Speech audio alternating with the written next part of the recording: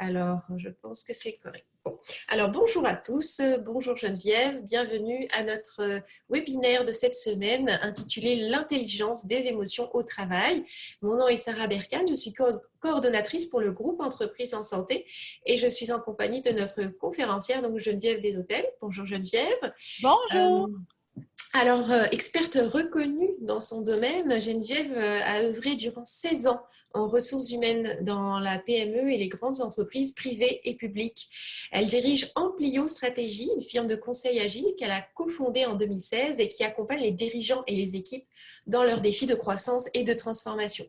Alors, depuis 2013, Geneviève a fondé et dirige Iluxi, une entreprise technologique qui conçoit, produit, héberge et diffuse des expériences de formation immersive et interactive en ligne sous forme de jeux sérieux à l'intention des employés, gestionnaires, dirigeants et également étudiants.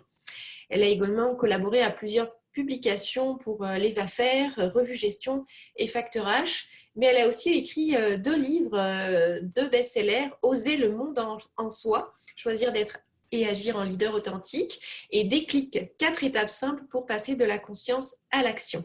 Tous deux publiés, si cela vous intéresse, chez Béliveau Éditeur. Alors, elle a aussi conçu l'émission radio, pour ceux qui connaissent Planète Business, ainsi que la série de balados Femmes de tête à Cube Radio, qu'elle co-anime avec Ève Lévesque. Et enfin, elle collabore avec le Mouvement Santé Mentale Québec, qui est aussi un membre fournisseur du groupe Entreprises en Santé et qui est partenaire de ce webinaire et qui est là aussi, j'ai vu, parmi nous. Donc, bonjour René du Mouvement Santé Mentale du Québec. Alors, je vais laisser la parole à Geneviève pour animer ce webinaire et je vous dis à plus tard. N'hésitez pas à poser vos questions et à réagir aussi aux questions de Geneviève directement dans le chat. Vous avez un petit bouton qui s'appelle Converser et vous pouvez nous écrire et j'adresserai vos questions directement à Geneviève. Sur ce, je vous souhaite un excellent webinaire. Merci. Merci beaucoup, Sarah. Bonjour à vous tous. La plateforme me dit que nous sommes 53 en ligne ce matin. Alors, ça me fait plaisir donc d'être avec vous. Aujourd'hui, on va se parler, bien sûr, des émotions dans le cadre du travail, mais on va donc parler de qui nous sommes comme humains. Alors, je vais nous inviter à revenir à la base, à revenir à qui nous sommes et qu'est-ce qu'on vit actuellement. C'est clair qu'on vit une période de transformation importante et je vais donc m'assurer qu'on puisse faire un check-in donc avec nous-mêmes. Je me permets donc de partager la présentation. À cette étape-ci, je vous amène sur mon écran et vous allez voir, donc, ben oui, tout ça aller avec l'Internet du moment qui semble être plus lent qu'à l'habitude, mais on va y arriver. Alors donc, la thématique d'aujourd'hui, l'intelligence des émotions au travail dans une période où on doit se réinventer. On doit se réinventer comme, bien sûr, comme individu. On doit se réinventer aussi au sein de nos organisations. Je pense qu'on le voit, cette période que certains vont qualifier de crise, d'autres vont la qualifier de tempête. D'autres vont dire avec un petit plaisir coupable, ben sais-tu quoi? J'haïs pas ça, cette période-là. Alors, voyez-vous, hein, le spectre des émotions qui est associé seulement à la définition que l'on se fait, donc de la période dans laquelle on est.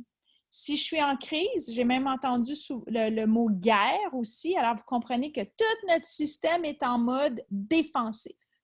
Si je suis dans une tempête, je peux donc être résilient en étant à la fois optimiste sans être positif avec des lunettes roses et d'ignorer la période chaotique dans laquelle on est, puis de faire fi des émotions qui pourraient surgir.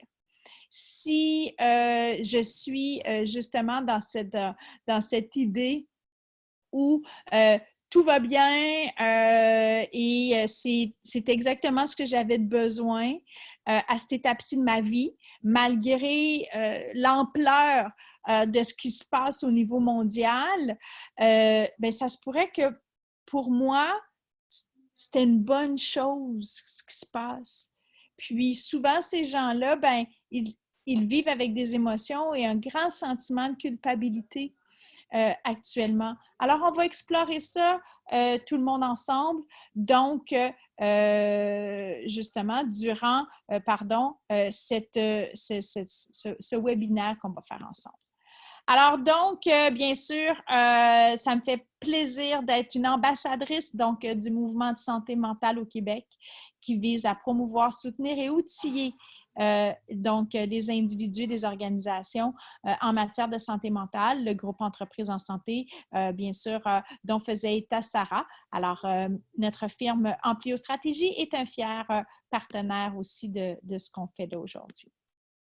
Alors, on vous a parlé de ma bio, alors la voici. Je reviens à quelque chose d'essentiel. Nous sommes ici par choix. Vous vous êtes inscrits, c'est un choix. Alors, encore une fois, c'est important dans une période comme celle dans laquelle nous sommes actuellement, de se demander qu'est-ce que je fais comme choix conscient? Des fois, on va se dire que les épreuves de la vie, peut-être que vous avez des soucis à différents niveaux, qu'ils soient intellectuels, émotionnels, physiques. Comment on décide de réagir à ce qui nous arrive? Et je me permettais donc d'écrire sur la résilience dynamique dans un texte publié sur les affaires il y a à peu près une semaine. Alors justement, cette résilience qui nous permet donc, après qu'on ait digéré nos émotions et qu'elles se soient dissoutes, ça veut dire qu'on les a préalablement honorées et pour les honorer, il faut les nommer. Alors, c'est de ça dont il va être question aujourd'hui, dans le but toujours de faire des choix conscients, dans une forme de résilience pour être prêt à rebondir. Alors, prendre le temps pour sauver du temps. Je le disais avant cette tempête que nous vivons tous, l'ancrage des relations est fondamental dans ce monde hyper connecté où on se sent malgré tout souvent bien seul. Alors, n'oubliez pas que pour influencer, pour vendre des idées, plutôt que de les imposer, plutôt que d'arriver à dire, par exemple, qu'on a qu'on veut convaincre, essayons donc davantage d'influencer. Et pour influencer, il faut avoir accès au cortex frontal. Alors qu'il ne faut pas oublier notre cerveau reptilien qui, lui, actuellement, est peut-être sursollicité alors qu'on se pose la question, est-ce qu'il y a un danger? Est-ce qu'il y a de la peur? Si je sors, est-ce que je vais attraper quelque chose? Est-ce que ma famille est en danger? Qui je suis dans tout ça? Et donc, d'arriver à créer la relation qui va nous permettre d'avoir accès au cortex frontal les uns des autres et de pouvoir s'influencer et de se vendre des idées, se vendre des solutions. Et si j'utilise le mot vendre et que vous dites « Ah, pourquoi qu'elle utilise ça? Moi, je ne suis pas vendeur, je n'ai jamais été vendeur, ça ne m'intéresse pas. » Sachez qu'à tous les jours, avec vos enfants, avec vos conjoints, avec vos collègues, avec vos patrons, avec vos clients, avec vos fournisseurs, avec vos banquiers, peu importe le rôle que vous jouez dans notre société, vous devez donc faire état de vos idées, les argumenter et faire en sorte donc que l'on puisse donc adhérer à votre point de vue. Puis ça en soi, là, peu importe le mot qu'on va vouloir y donner, bien, c'est de la vente. Alors, continuons. Donc. Le monde du travail se transforme. Alors, je vous fais une analogie avec donc Alice au Pays des Merveilles. Alice dans son monde, dans le livre Alice au pays des merveilles, à un moment donné, elle traverse un miroir pour se retrouver donc dans un monde imaginaire. Alors, elle rencontre dans ce monde imaginaire-là, elle rencontre Reine Rouge.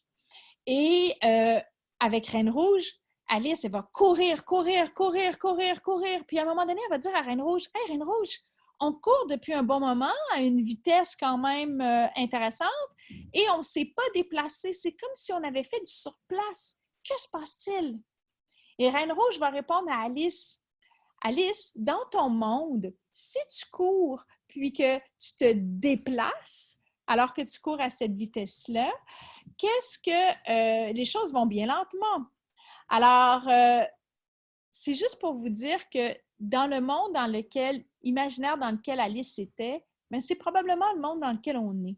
C'est qu'il faut courir que pour rester sur place. Il faut courir pour arriver à faire mieux parce qu'on ne pourra pas faire plus. Alors, j'espère que cette période qui nous est imposée, si on veut la tourner en opportunité et se réinventer au point de vue individuel, au point de vue organisationnel, puis au point de vue de société, comment on peut faire mieux au lieu de toujours chercher à faire plus. C'est une réflexion qui n'est pas facile parce qu'elle va remettre en cause des croyances. Elle va remettre en cause des façons de faire. Elle va remettre en cause ce qui nous a menés au succès ou à un certain succès ou à une réussite jusqu'à maintenant. Alors, souvent, les gens vont dire « Oui, mais je n'ai pas envie de changer. » OK, c'est pas parce que ça t'a servi jusqu'à aujourd'hui que ça va te servir demain. On a un privilège actuellement, c'est qu'on se doit donc d'arrêter. Hein? Évidemment, il y a des gens qui, pendant ce temps-là, se dévouent comme ils ne l'ont jamais fait. Ils n'ont pas le temps d'arrêter. Alors, profitons, si on a cette opportunité-là, de pouvoir prendre un pas de recul face à notre vie qui était toujours d'en faire plus, d'aller encore plus loin pour dire comment je peux faire mieux, comment je peux obtenir davantage de résultats en travaillant différemment, en organisant les choses différemment, peut-être avec même moins d'efforts. OK? Alors donc, on continue. Dans la gestion des émotions, ce qui va être assez primordial à se rappeler, parce que je ne vous apprends rien aujourd'hui, surtout pas avec cette citation. On ne voit pas le monde tel qu'il est, mais tel que nous sommes. C'est la première chose. J'étais avec quelqu'un ce matin qui me dit « Ouais, mais ma patronne, elle me micromanage, c'est-à-dire qu'elle m'appelle 3 fois par jour, elle m'écrit dans notre clavardage, dans notre outil de messagerie interne, elle me demande des comptes, elle est contre moi. » Je dis « Wow! Ça se peut-tu que ta patronne ne voit pas le monde de la même façon que toi, tu le vois? Alors que toi, tu vois du micromanaging, elle voit le besoin d'être rassurée. Alors, notre communication, notre gestion des émotions va être bien différente si j'arrête de penser que tout le monde voit le monde comme moi je le vois. Alors donc, ça va être important d'écouter pour comprendre l'autre, plutôt que de l'écouter pour lui répondre. Pourquoi? Parce que si j'écoute pour comprendre, je vais avoir accès à comment lui ou elle voit le monde. Et je vais pouvoir poser davantage de questions plutôt que de faire des affirmations. Ce qui va me permettre d'en savoir encore plus sur comment la personne voit le monde. Et ensuite, de pouvoir prendre sa vision du monde, la juxtaposer à ma vision du monde et de pouvoir échanger dans le respect, la bienveillance, la compassion, en lien avec justement notre but commun à elle et moi, si jamais nous sommes en relation, évidemment, par exemple, une relation de travail. Alors, n'hésitez pas, écrivez-nous dans le clavardage si vous avez des questions, des commentaires, des choses avec lesquelles vous n'êtes pas d'accord. Certes, il y aura une période de questions à la fin, mais comme je dis souvent, si vous avez déjà la question et que ça bloque un peu là, la fluidité de votre participation à ce webinaire, n'hésitez pas, posez-la tout de suite. Et donc, moi, je les vois arriver, Sarah aussi. Alors, on essaiera de voir comment on peut y répondre en direct. Puis, si jamais ce n'est pas possible, bien, je le ferai bien sûr donc à la fin de cette présentation. Un autre phénomène qui est fondamental, c'est la contagion émotionnelle. Alors là, on vit le confinement, contagion émotionnelle à l'intérieur même de la maison. Mais la contagion émotionnelle, ça se passe en ligne aussi. Pensez pas que parce que vous n'avez pas votre collègue à côté de vous, que vous ne pouvez pas la contaminer. Et je suis sûre que vous avez déjà vécu des expériences de contamination émotionnelle en ligne, en face à face, de toutes sortes.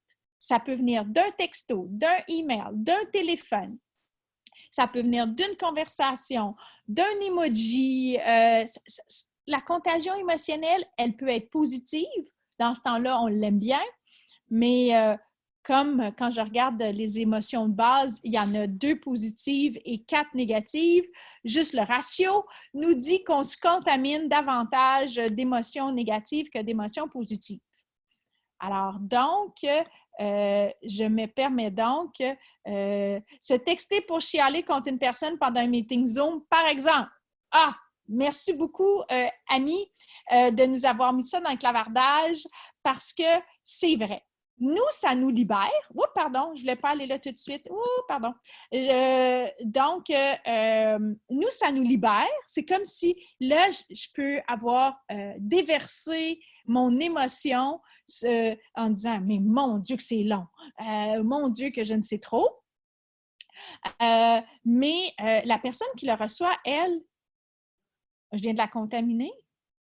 Pourquoi, à la place de chialer, justement, parce que je prends ton exemple, Amy, à la place de chialer, je ne prendrais pas une grande respiration pour me recentrer, puis de justement dire hey, « je trouve ça long, c'est pas comme ça que je l'aurais fait, mais la personne qui est en train de faire le Zoom, ben elle donne le meilleur d'elle-même actuellement, alors je vais respecter ça. » C'est complètement une façon différente, ce qu'on appelle un changement de mindset, donc qui vise à une expansion donc de la conscience plutôt que de la restreindre. Alors, c'est ça, faire preuve d'intelligence émotionnelle. C'est de ne pas juste prendre la réaction puis de l'envoyer à l'autre ou de moi rester prise avec. Alors, merci beaucoup, Amy. C'était exactement un super exemple à amener avec cette diapositive-là. Donc, j'en arrive donc à vous parler des dimensions de l'intelligence émotionnelle. Il y en a 4 grandes. Okay? Évidemment, là, pour les fins d'un webinaire où j'ai une présentation de 35 à 40 minutes, vous comprendrez que je fais la version courte. Alors, la première étape, vous la voyez en bas à gauche donc de cette diapositive, identifier nos émotions.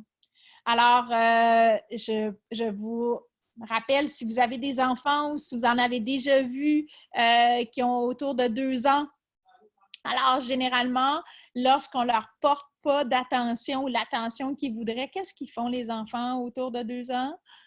Une crise de bécune. Hein? En fait, c'est-à-dire qu'ils peuvent donc arriver à un moment où là, ils vont vouloir créer toutes sortes de formes de tension pour avoir de l'attention. Je vous fais ce parallèle-là pour vous parler de vos émotions. Vos émotions vont vous créer de la tension pour avoir de l'attention. Alors, si vous prenez une de vos émotions, que ce soit de la tristesse, que ce soit de la colère, de la préoccupation ou je ne sais trop, de la joie même, on va parler des émotions positives tantôt, et que vous ne lui donnez pas l'attention qu'elle a besoin parce que l'émotion, dans le fond, c'est quoi? C'est notre système d'alarme qui fait ding, ding, ding, ding. Alors, si j'ignore le ding-ding, si j'ignore mon système d'alarme, ben il va s'arranger pour que je lui donne cette attention-là. Alors, il va venir se loger dans mes épaules, dans une migraine, dans un dos, dans des hanches, des genoux, dans la digestion, ou je ne sais trop. Il va venir dire « You, vas-tu me donner de l'attention, s'il te plaît? » Alors donc, la première étape, c'est donc d'identifier l'émotion puis de lui donner droit d'être là et de lui dire, dans une certaine forme, merci. Merci, mon système d'alarme, de sonner. Merci de me dire que cette situation-là, elle n'est pas confortable pour moi. Déjà là, j'ai commencé le travail de dissolution de l'émotion parce que je lui ai donné droit. Alors, je suis en train de faire ce que dans la littérature, on appelle gérer les émotions. Donc, en bas à droite, la deuxième étape, une fois que je l'ai identifiée, je suis capable de la gérer.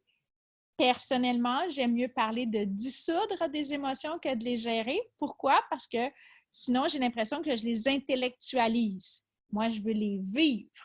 Mais évidemment, la littérature parle de gestion des émotions et c'est en soi, évidemment, un bon terme à utiliser. Alors, dans cette perspective-là, donc, la dissolution, la gestion des émotions passe par, donc, qu'est-ce qui fait que j'ai cette émotion-là? Comment ça? Personnellement, encore une fois, la réponse est souvent dans des expériences antérieures similaires. Quand ça m'est arrivé la dernière fois, ça a fait ça. Donc, je réagis. Mon système d'alarme interne dit « ding, ding ». La dernière fois qu'une situation antérieure similaire s'est passée comme ça a fait ça. Donc, réagis. Ah! Déjà, quand j'arrive justement à comprendre l'émotion, elle se dissout encore plus. Il m'en reste encore. Elle ne s'est pas complètement dissoute. C'est là où moi, mon truc, puis je vous le partage, c'est celui, donc, de revenir à l'instant présent. Parce que qu'est-ce qui fait? Ce qui reste, c'est soit le passé ou l'anxiété du futur ou l'angoisse du futur. Alors, je veux revenir à l'instant présent. Il est où le bonheur? Hein? Il y a quelqu'un qui chantait ça, hein, qui était tellement belle, cette chanson. Donc, il est où le bonheur? Il est dans l'instant présent. Comment je fais pour venir à l'instant présent quand mon hamster va de tous les sens? Puis que je vis une émotion? C'est la respiration consciente. Elle est gratuite. Vous pouvez en prendre comme vous voulez. Elle est même vitale. Alors, il s'agit d'en être conscient de l'air qui rentre et de l'air qui sort. Vous pouvez faire ça autant de fois que vous voulez. Lorsqu'on est dans notre vie, appelons-la normale au bureau. Personnellement, moi, je suis du genre à prendre une petite marche vers la salle de bain en prenant des respirations conscientes, en allant prendre un verre d'eau. Je ne suis pas obligée de faire une annonce à la nation que je suis en train de revenir à l'instant présent. Alors, ça, là, ça vous appartient. Mais là, ça enlève le petit bout émotionnel qui restait et je reviens au neutre. Alors, je l'ai identifié, mon émotion. Je lui ai donné une reconnaissance. J'ai été capable de l'attacher à pourquoi le système d'alarme s'est enclenché et je suis revenue à l'instant présent. Plus on se pratique à faire ça, plus ça va vite. OK? Practice make perfect, qu'on dit en anglais. Alors, c'est sûr que c'est un entraînement du mental. Ensuite, j'arrive donc à être en mesure donc de percevoir l'émotion des autres. Justement, les gens du groupe Entreprises en santé me disent dans le clavardage, avez-vous des exemples à partager de ce que signifie l'instant présent pour vous? Effectivement, là, quand je joue avec le clavardage, pardon, je m'excuse. Donc, oui, j'ai des exemples à partager de ce que signifie l'instant présent. L'instant Oui, présent, peut-être, Geneviève, peut-être j'incitais les gens à participer puis à écrire, surtout eux, qu'est-ce que c'est l'instant présent pour nos participants. N'hésitez pas à donner des exemples. Bon, Geneviève va en donner quelques-uns, mais c'est vrai que c'est quelque chose dont on parle beaucoup, mais parfois, mettre des mots simples ou des exemples donne un peu plus d'idées. Alors, n'hésitez pas à partager dans le chat en donnant quelques mots-clés ou quelques exemples pour vous. Qu'est-ce que l'instant présent? exact, mais merci beaucoup, Sarah. Puis oui, on veut vous lire. Alors donc, ce que je vous dirais, Ami qui nous dit, j'aurais dit penser aux sensations dans mon corps, mais je pense que ça ressemble plus à l'identification, se ramener à qu'est-ce qu'il y a dans notre environnement, ce qu'on voit, ce qu'on sent, ce qu'on entend. Justement, c'est d'être ici et maintenant, d'être toute là dans une conversation, d'offrir ma qualité de présence, soit à moi, soit à l'autre. Alors, ça, c'est des exemples d'être dans l'instant présent pour se pratiquer à l'instant présent, se dire que c'est temporaire. Oui, Julie. Et d'arriver aussi, par exemple, on peut manger s'exercer à l'instant présent. Ça aussi, manger, c'est assez vital. Alors, si vous prenez un bon lunch tantôt, essayez de goûter aux saveurs. Essayez de ne pas juste prendre des bouchées pour se nourrir, mais de déguster, d'être présent à les sensations que ça peut vous procurer, tant au niveau olfactif, les couleurs, si vous faites une bonne salade, puis qu'il y a plein de couleurs, être présent, là, comment on s'entraîne à l'instant présent, là, puis comment on le découvre, c'est ça. Être conscient qu'on respire, ce qu'on le ressent dans son corps totalement. Et c'est comme ça qu'on va donc être capable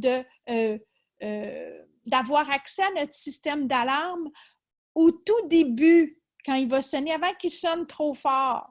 Alors, personnellement, quand je suis en forme, je détecte mon système d'alarme alors qu'il fait ding, ding, ding, ding. Mais quand je ne suis pas en forme, puis que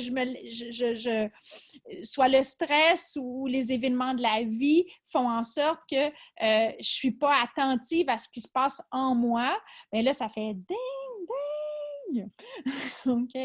Alors donc, Kim qui nous écrit pour moi, il y a une phrase qui me revient quand une phrase, pardon, qui me revient quand je m'éparpille et que je me sens submergée. Je me dis une chose à la fois, puis à prendre des bonnes respirations. Là, tu sais, c'est ça, on se recentre. Ça peut être ça aussi, l'instant présent. Une forme de recentrage, d'alignement avec soi. Alors, merci beaucoup, effectivement, pour ces beaux exemples. Alors donc, première étape, on identifie nos émotions, on leur donne le droit de vivre, d'être. Hein? La deuxième étape, donc, on essaie de les dissoudre.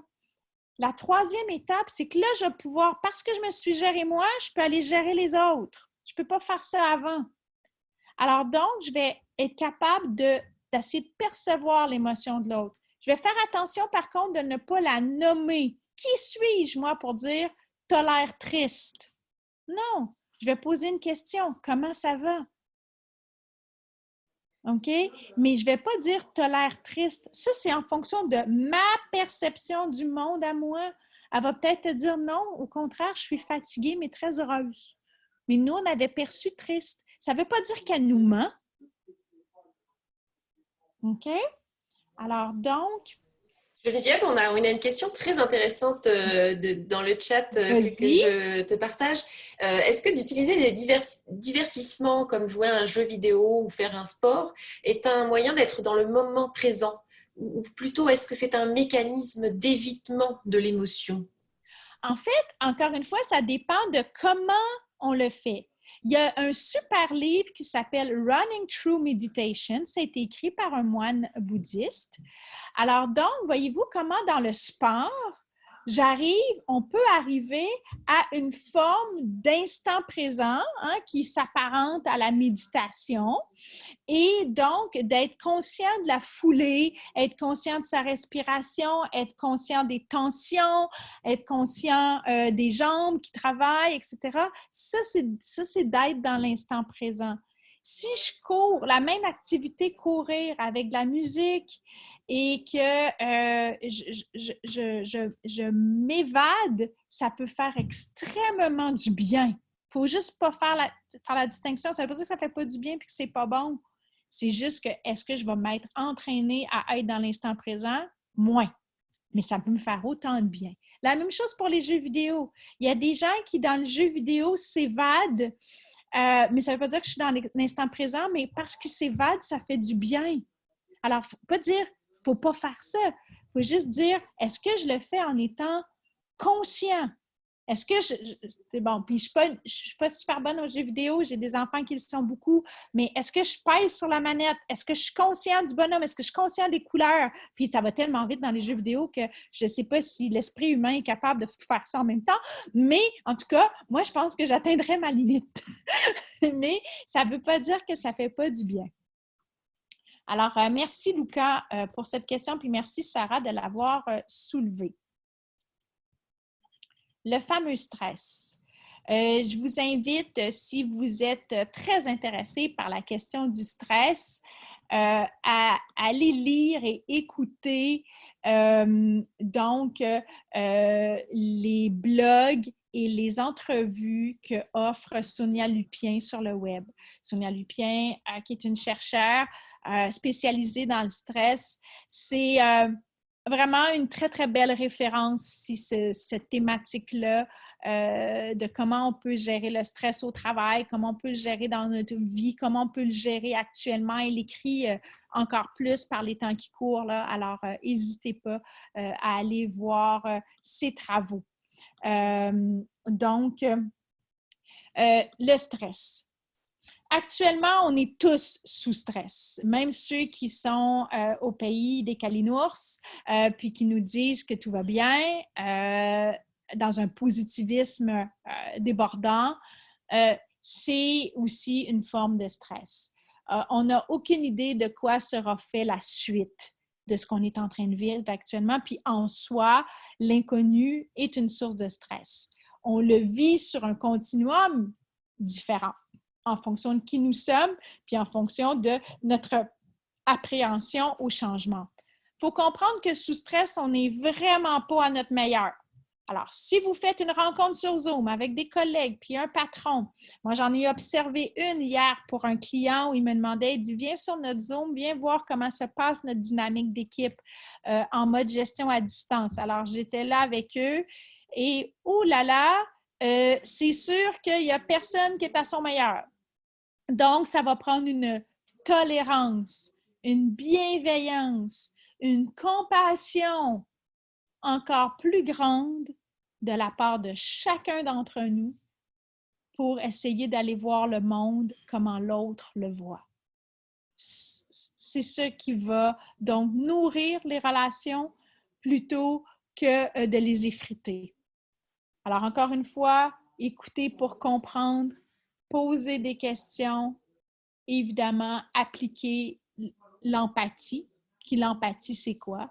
C'est ma capacité à dire, OK, je me tasse du chemin un petit peu pour aller comprendre comment l'autre voit le monde, puis ensuite, je vais juxtaposer donc mes deux compréhensions pour intervenir.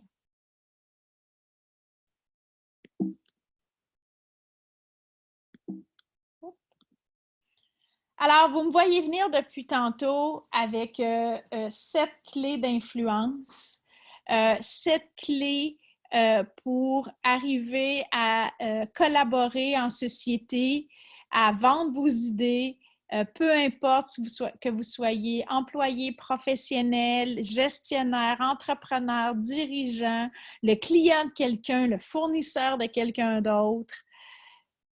C'est donc une façon d'être, une façon de se pratiquer à être intelligent émotionnellement au travail, puis je vous dirais dans la vie quotidienne. Pourquoi? parce qu'on est une seule personne. Essayons d'enlever nos masques. Une des belles choses de ce qui se passe actuellement, c'est qu'actuellement, vous me voyez dans mon sous-sol. OK? Avec, ben oui, une coiffure qui mériterait d'être rafraîchie. Dans un autre monde, vous m'auriez vu peut-être en face à face. Vous n'auriez jamais vu de quoi avait l'air mon sous-sol. Et il n'y aurait pas eu cette connexion-là d'humain à humain.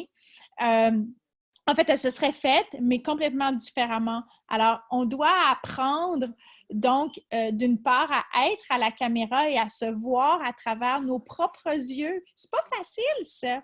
Lorsque j'enseigne habituellement ou que je fais des conférences, je me regarde pas à longueur de journée.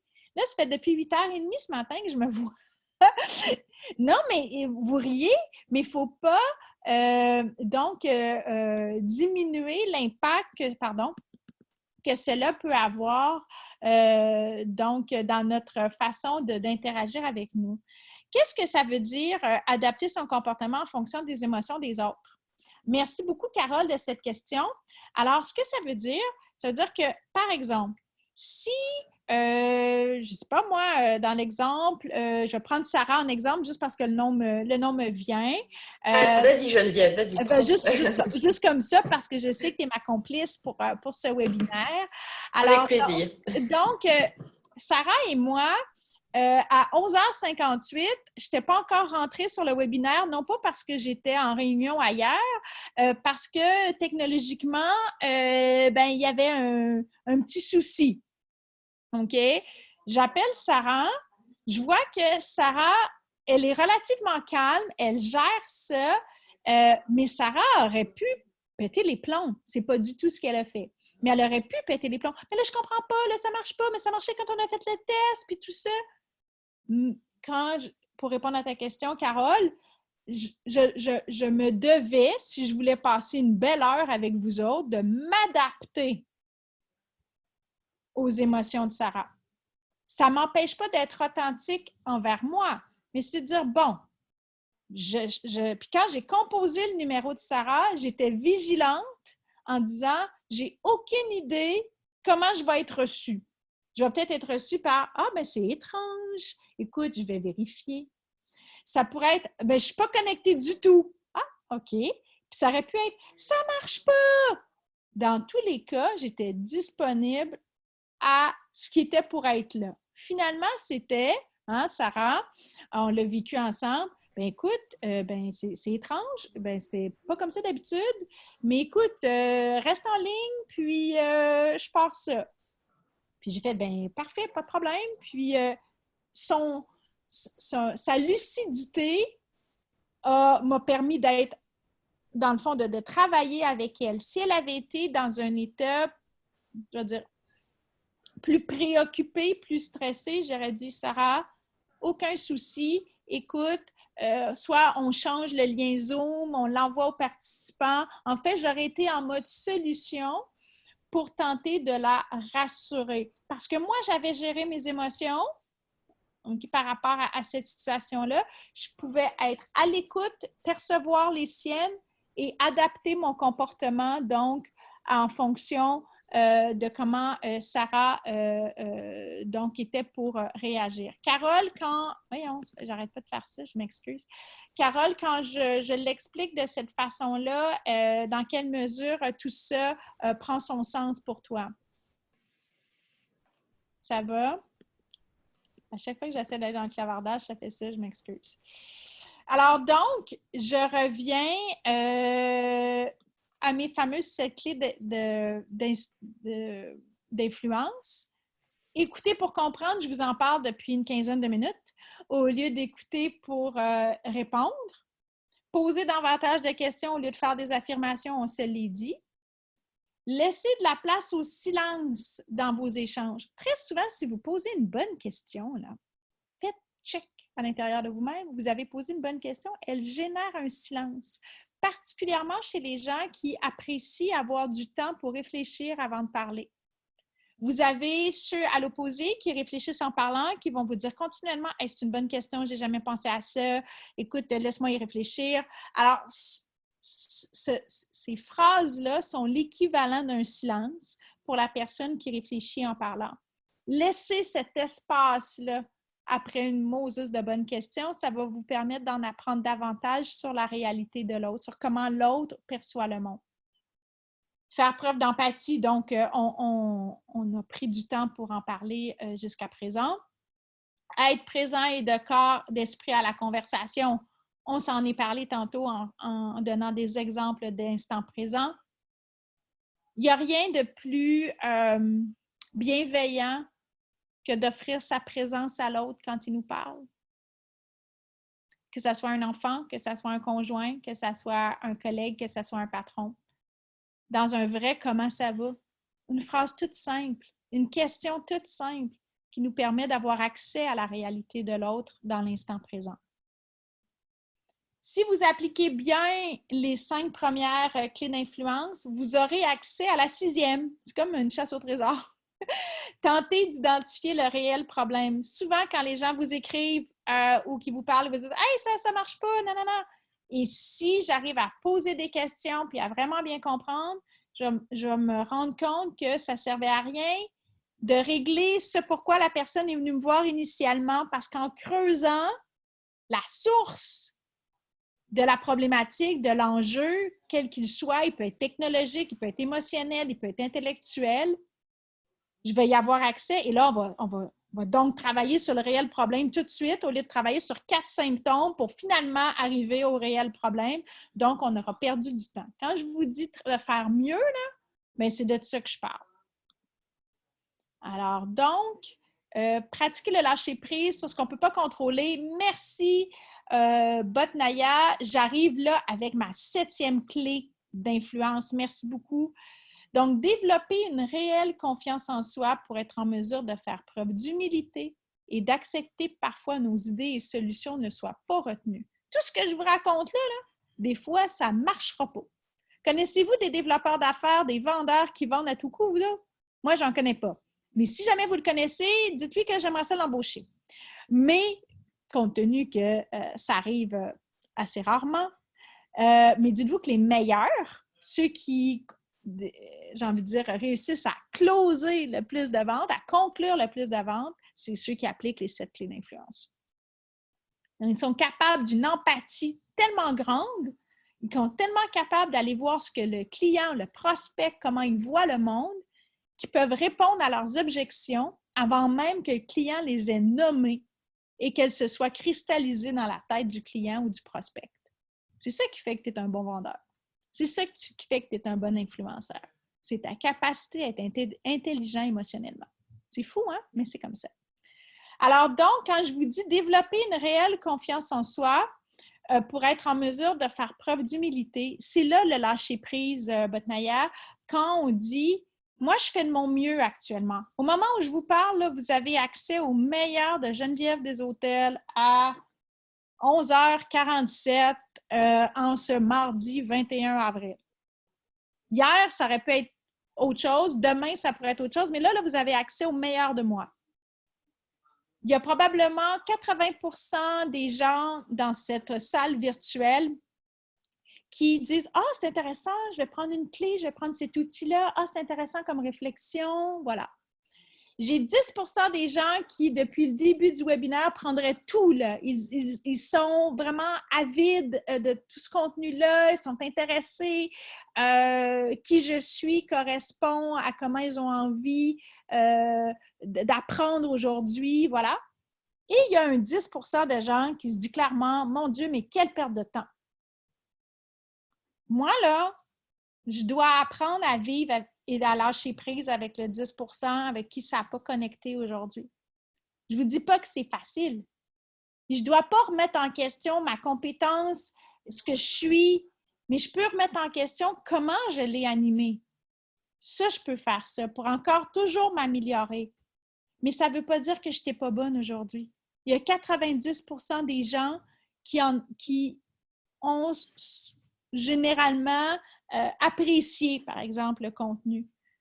Mais pour le 10 avec qui ça n'a pas connecté, c'est probablement pas moi la bonne courroie de transmission.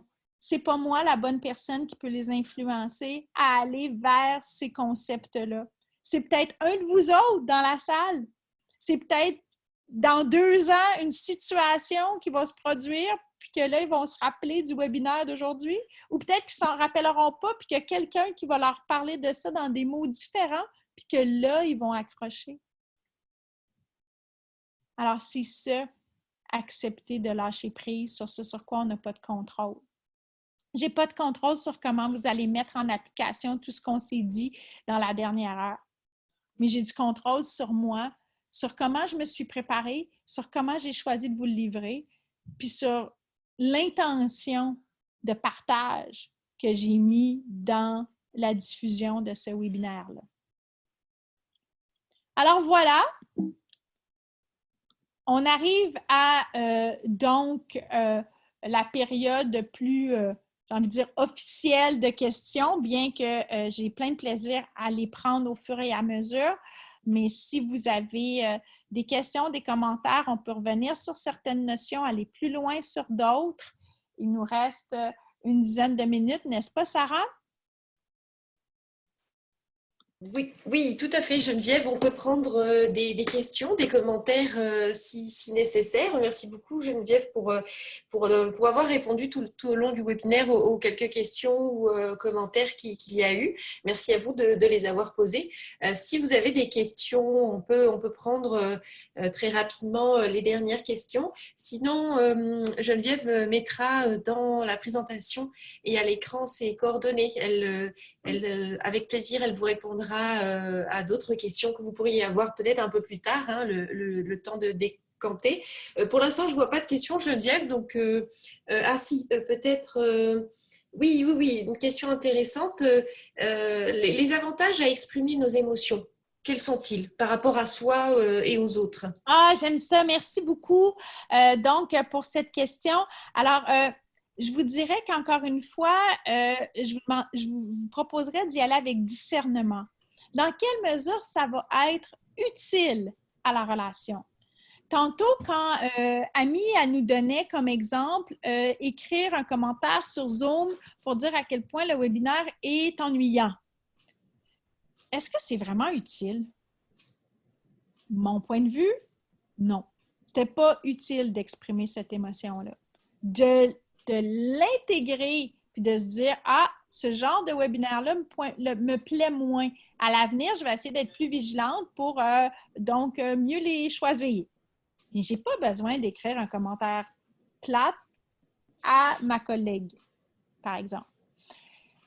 Par contre, il y a des émotions qui méritent d'être exprimées une fois la charge émotive enlevée. Une fois la première puis la deuxième étape faites là, dans mon petit diagramme de tantôt sur lequel je vais essayer de revenir. Donc, une fois les 2 premières étapes faites, je pourrais aller voir un conjoint, je pourrais aller voir un enfant, je pourrais aller voir un collègue puis lui dire « Écoute, j'aimerais ça pouvoir prendre du temps avec toi pour te parler de quelque chose qui me concerne. » Et de parler évidemment au jeu, toujours les mêmes trucs qui reviennent à la surface pour dire, bien évidemment, dans les principes de communication consciente ou de nommer des faits, de nommer l'émotion, parce que la charge émotive étant enlevée, on va être capable de bien la nommer, ce que ça vous a fait, ce que ça a eu comme impact. Votre besoin, c'est quoi votre besoin? C'est quoi votre demande envers l'autre? C'est les 4 étapes de la communication consciente. Si vous voulez lire là-dessus parce que ça vous intéresse, un livre de Marshall Rosenberg, « Les mots sont des fenêtres ou des murs », c'est extraordinaire comme livre. Alors, oups, je reviens donc à où j'étais rendue. Oui, on a d'autres questions, Geneviève, mais peut-être il y avait des choses que tu souhaitais dire sur le mouvement Santé Mentale Québec qui fait beaucoup d'actions depuis toujours, mais encore plus en ce moment, hein, parce qu'il y a de grands besoins. Effectivement, sur les réseaux sociaux, je l'ai tellement aimé, cette batterie-là. Là. En fait, c'est comme une image de batterie. Hein? J'ai vraiment beaucoup aimé le graphisme et effectivement, tout ce qui est les 7 astuces pour se recharger, 7 solides fondations qui nous aident à garder une bonne santé mentale et individuelle et collective, puis de développer notre fameuse résilience, celle dont je parlais en début de webinaire. Donc, voilà, créer des liens au bas de la batterie. Choisir, je vous parlais de choix conscients, comment c'est important de faire des choix conscients parce qu'on a toujours le choix de comment on va réagir. Découvrir, ouvrir le champ des possibles. Hein, peut-être que je n'avais pas vu ça comme ça. Si j'écoute pour comprendre, est-ce que ça se pourrait que je découvre une autre façon de voir le monde? Se ressourcer, revenir vers soi, faire du sport, jouer aux jeux vidéo, peu importe ce qui vous fait du bien dans l'instant. S'accepter. Moi, il faut que j'accepte que je suis probablement la seule de mon cercle d'amis qui ne fera pas de pain pendant le confinement. Je vous fais une blague, là, mais c'est juste pour vous dire que c'est sûr que je ne ferai pas de pain. Même si on est en confinement jusqu'au mois d'août, je vous jure, je ne ferai pas un pain. Mais il faut que je l'accepte parce que là, j'ai même une amie super proche de moi qui en a fait un hier. Fait que là, je fais comme, mais non, non, non. Alors, je dois m'accepter et s'accepter puis dire, moi, je vais faire d'autres choses dans la vie. Je suis vraiment pas, j'ai pas ce talent-là puis j'ai surtout pas cet intérêt-là. OK? Vous l'aurez compris que la cuisine n'étant pas mon meilleur talent. Ressentir. Ressentir, qu'est-ce que ça me fait justement quand je vois mon entourage qui a l'air d'avoir plein de temps pour faire du pain, puis moi, comme entrepreneur qui est en train d'essayer de rebondir avec 2 entreprises bien différentes pour profiter le plus possible de comment on est capable de survivre à cette tempête-là, ben, tu sais, je ressens en masse. Puis finalement, agir, donc c'est ça, c'est rebondir, c'est ça, cette fameuse résilience dynamique dont je vous parlais au début. Alors, je vois que le clavardage se remplit. Oui, on a deux questions, peut-être les 2 dernières questions qu'on peut prendre aujourd'hui, parce que le temps passe vite. On a une première question sur quelqu'un qui nous dit « Nos émotions ne nous renseignent pas également sur les risques psychosociaux présents dans notre milieu de travail. Comment faire la part des choses à ce niveau? Comment peut-on gérer ça ?» Effectivement, vos émotions sont des signaux d'alarme. À nous de les interpréter. Et ça ne regarde que nous. Dans le fond, ce que j'ai envie de dire, c'est qu'un milieu de travail peut être toxique pour quelqu'un et pas toxique pour l'autre. C'est pas parce que moi, j'y vois un risque pour ma propre santé mentale qu'il l'est nécessairement pour l'autre. Alors, ça, c'est important de se responsabiliser là-dedans, mais de prendre nos émotions comme des signaux d'alarme qui nous appartiennent en propre. C'est pas parce que moi, j'ai un signal d'alarme puis que ma voisine ne l'a pas qu'elle devrait l'avoir puis que moi, je devrais l'alerter. OK?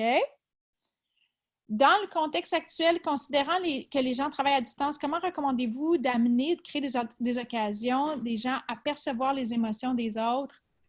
Bien, moi, je vous invite à faire des tournées de comment ça va, de faire des tournées de célébration des bons coups, des tournées de reconnaissance, puis des bilans de fin de rencontre. Parce qu'oubliez pas que habituellement, dans une rencontre face à face, on finissait à 3 heures, par exemple, une rencontre qui durait, je ne sais trop, 1 heure, par exemple. On finissait à 3 heures, puis on s'en allait faire d'autres choses. Soit une autre rencontre, ou on s'en allait travailler à notre bureau. Là, à 3 heures, quand la rencontre finit, qu'est-ce que je fais?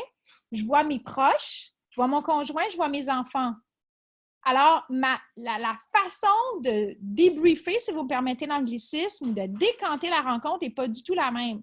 C'est donc important de faire des bilans de rencontre pour fermer la porte de cette rencontre-là pour que chacun puisse retourner à sa réalité de télétravail qui est bien différente qu'une réalité de bureau en face à face.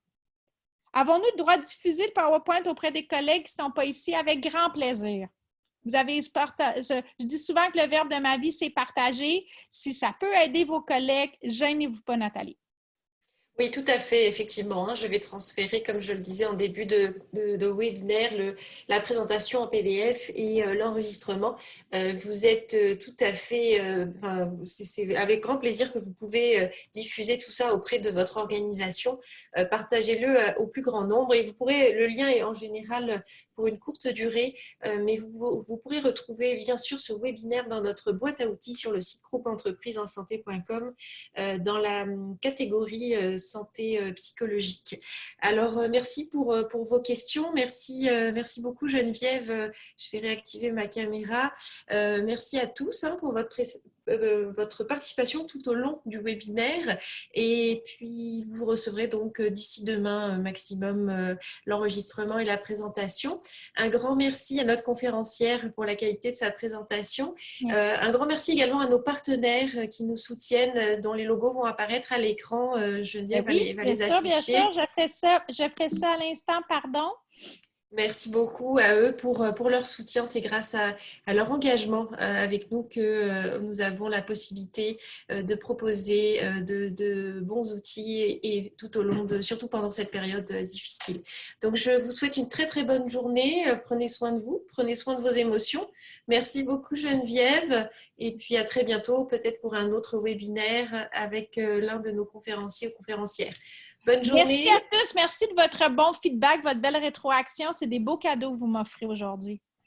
Merci. Au revoir. Au revoir.